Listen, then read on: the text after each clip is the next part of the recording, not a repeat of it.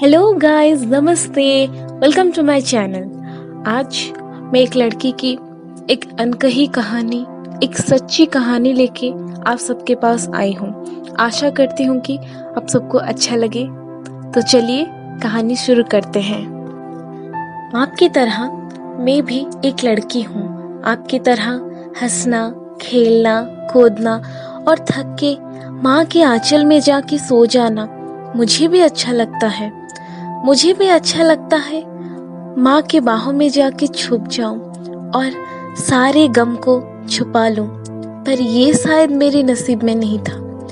मेरा नसीब मेरा साथ नहीं दिया तो क्या करेंगे। वो बोलते हैं ना, जो चीज़ नसीब में होता है वो होके रहता है, वो जो नसीब में नहीं होता हम चाह कर भी वो नहीं होता है। एक लड़की हूँ मैं, एक लड़की हूँ मैं, पर लड़की की तरह नहीं रहती हूँ, क्योंकि मेरे साए को भी मेरे साथ रहना पसंद नहीं है। मैं हर वक्त सोचती हूँ कि मैं एक अभागन हूँ। मैं बचपन से अपने दुख और गम के सहारे जी रही हूँ। बिन माँ की बेटी की तरह पली बड़ी हूँ, लेकिन फिर भी 2 बच्चों की माँ की तरह आज तक जी रही हूँ।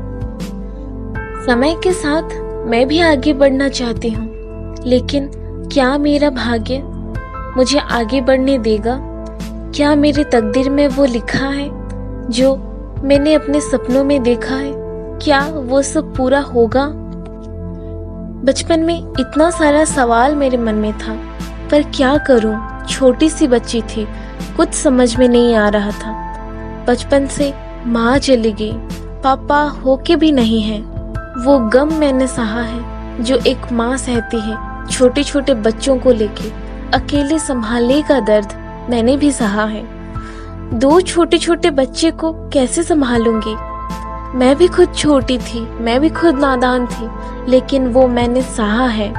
छोटे छोटे बच्चे को लेके दुनिया में जीने की कोशिश कर रही थी। मैं आज अपना गुजरा हुआ कल बताने वाली हूँ सबको।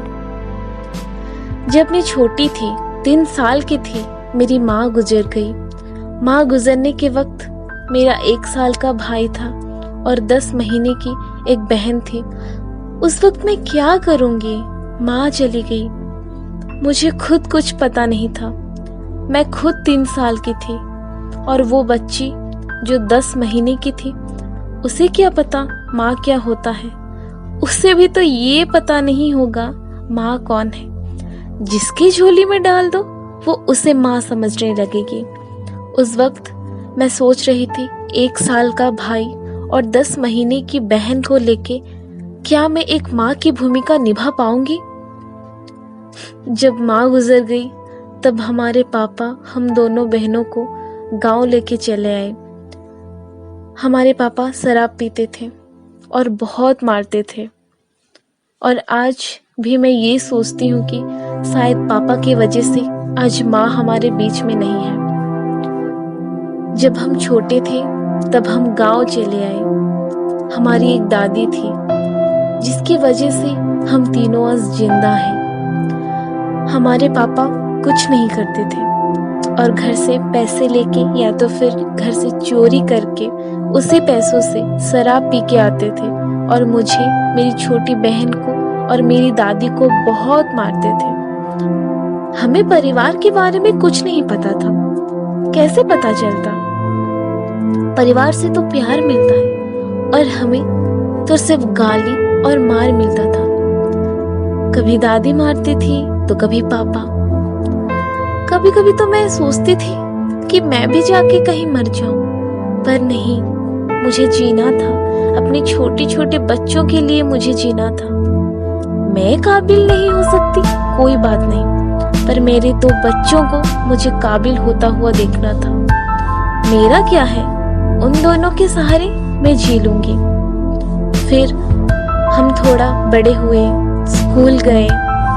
हम दोनों बहन एक ही स्कूल में पढ़ते थे, और जब मेरी बहन स्कूल में रोती थी तब आके मेरी गोदी में सो जाती थी, और मास्टर जी हमें गाली देते थे तो मैं भी मास्टर जी को गाली देती थी। आप क्यों बोल रहे हो मेरी बहन को? वो मेरी गोदी में सोई है, उसे सोने दो।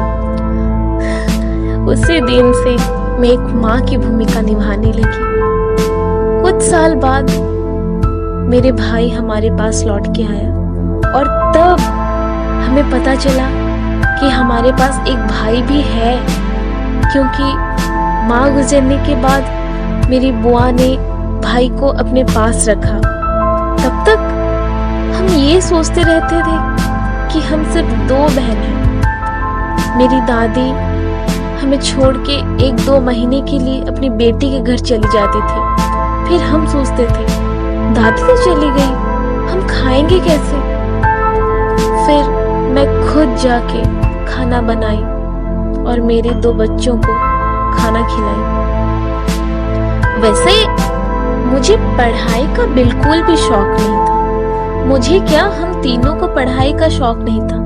उसीलिए तो मैं स्कूल के बहाने खेतों में चली जाती थी। पढ़ते भी कैसे, हमें दिशा दिखाने वाला भी तो कोई नहीं था, ना माँ और ना पापा। एक दिन हमारे साथ कुछ ऐसा हो गया जो चाहकर भी मैं कभी भूल नहीं सकती। मेरा भाई बुआ के घर से चोरी करके डर के मारे कहीं जाके छुप गया था और घर लौट के भी नहीं आया। उस वक्त रात के 10 बज चुके थे। फिर हम 2 बहनें एक टॉर्च और एक छाता लेके घर से निकले अपने भाई को ढूंढने। उस वक्त बहुत बारिश हो रही थी और गांव में बिजली भी नहीं थी। बहुत ढूंढने के बाद भी भाई नहीं मिला। हम सोचे अगर भाई नहीं मिलेगा तो हम दोनों कहीं डूब के मर जाएंगे, पर किस्मत को शायद ही मंजूर नहीं था। हमें अपना भाई मिला और हम घर लौट के आए। समय के साथ हम भी बड़े होने लगे, हम भी थोड़ा समझने लगे। इस दुनिया में हम तीनों के सहारे हैं और कोई नहीं। हमने जीवन में बहुत दुख सहा, पर उसमें से ही हम छोटी छोटी खुशी को ढूंढ निकालते थे। एक दिन मेरे जीवन में बहुत परिवर्तन आया। पता है क्या?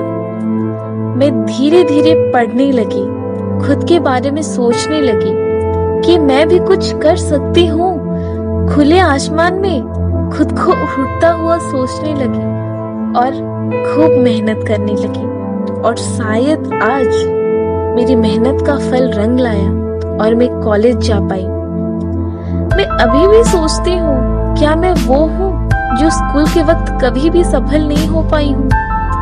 क्योंकि मैं पढ़ाई करूँ ये मेरे पापा को कभी पसंद नहीं था, और आज मैं अपने दादी के वजह से ही कॉलेज जा पा रही हूँ।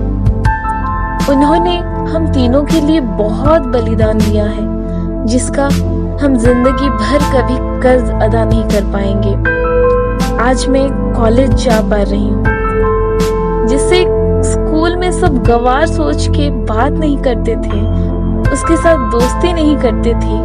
आज हर कोई उसके साथ दोस्ती करने के लिए तरसता है। सारे टीचर भी उस लड़की से उम्मीद बांध के रखे हैं कि ये लड़की जरूर अपने मंजिल को छुएगी। एक बात बताऊं, कॉलेज वक्त ही मेरी जिंदगी के सबसे अच्छा वक्त है। यहाँ मेरे दोस्त हैं, एक से बढ़कर एक। शायद वो लोग अब मेरी दुनिया बन चुके हैं, मेरे सहायक बन चुके हैं। अब मुझे लग रहा है कि मैं कुछ तो जिंदगी में करूंगी, खुद के लिए, अपने भाई बहन के लिए, अपनी दादी के लिए। वो काबिलियत है मेरे पास। अब मेरा बस एक ही सपना है, अपने जिंदगी में कुछ करके दिखाऊं, प्रोफेसर बनूं।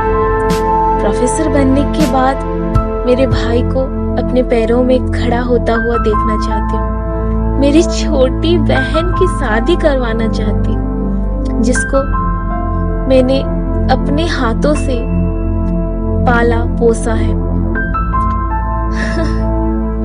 उसकी खुशी देखना चाहती हूँ, बस यही ख्वाहिश है मेरी।